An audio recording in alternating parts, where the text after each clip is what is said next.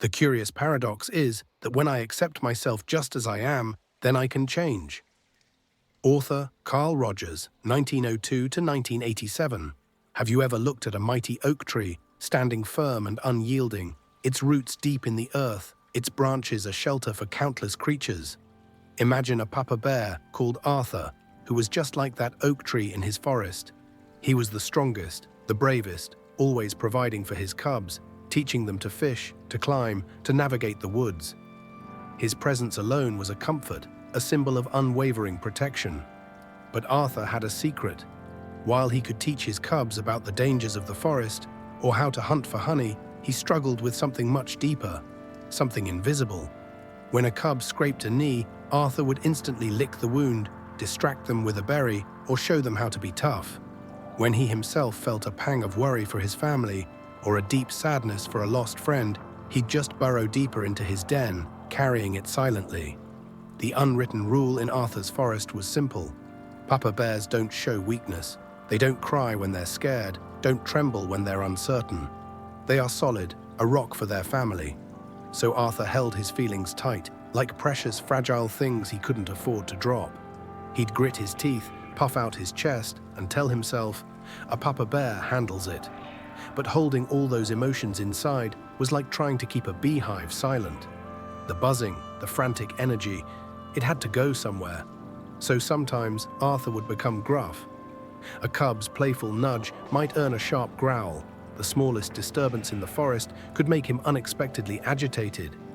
He might snap at his mate for a misplaced berry or spend long hours alone, staring blankly at the river, feeling an inexplicable emptiness. He was there, but he wasn't fully there. The other animals, and even his own cubs, sensed it. "Papa Bear seems a bit distant lately," they'd whisper. "He's just worried about winter," someone might offer. They didn't see the unseen burden, the silent roar of emotions trapped beneath his strong fur. Arthur believed if he let his feelings out, he might crumble, like a weakened branch. He feared it would make his cubs feel unsafe, that they would see him as less of a protector.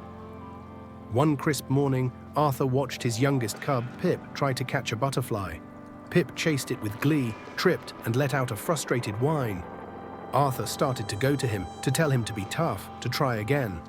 But then, Pip didn't just stand up. He sat down, a little tear rolling down his cheek. He looked small, vulnerable. And for the first time, Arthur saw his own fear reflected in Pip's simple, honest sadness. Instead of a tough word, Arthur did something different.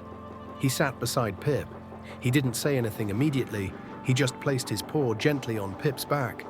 And then, in a quiet, rumbling voice, Arthur confessed, "Sometimes even Papa Bear feels frustrated, little one. Sometimes I feel worried, or even a little sad. And it's okay to feel those things. It's okay to let them out." As he spoke, something shifted. Not just in Pip, who leaned into his touch, but in Arthur himself. The words were simple, yet powerful. By allowing himself to voice his own truth, by sharing a sliver of his inner world, a knot in his chest began to loosen. It wasn't a roar of anger, but a soft, steady hum of release. From that day on, Arthur didn't stop being the mighty oak tree, the protector, but he also learned to be like the soft moss growing on its bark, absorbing and expressing. When he felt joy, he'd let out a hearty laugh that echoed through the forest. When worry gnawed at him, he'd share it with his mate, or simply sit with his feelings, allowing them to pass like clouds. He understood that true strength wasn't just about bearing weight, but about sharing it, acknowledging it, and letting it move through him. His cubs, seeing this, learned a different kind of strength. They learned that emotions, even the tough ones, are a natural part of being a bear, or any creature. They learned that showing what's inside doesn't make you weaker. It makes you real, makes you connected. If you, or a papa bear you know, carries a similar silent burden, remember Arthur. Remember that allowing your emotions to show isn't a crack in your armor. It's the very act that makes you whole. It's okay to feel, it's okay to share, and it's okay to teach those you protect that emotional honesty is the truest form of bravery.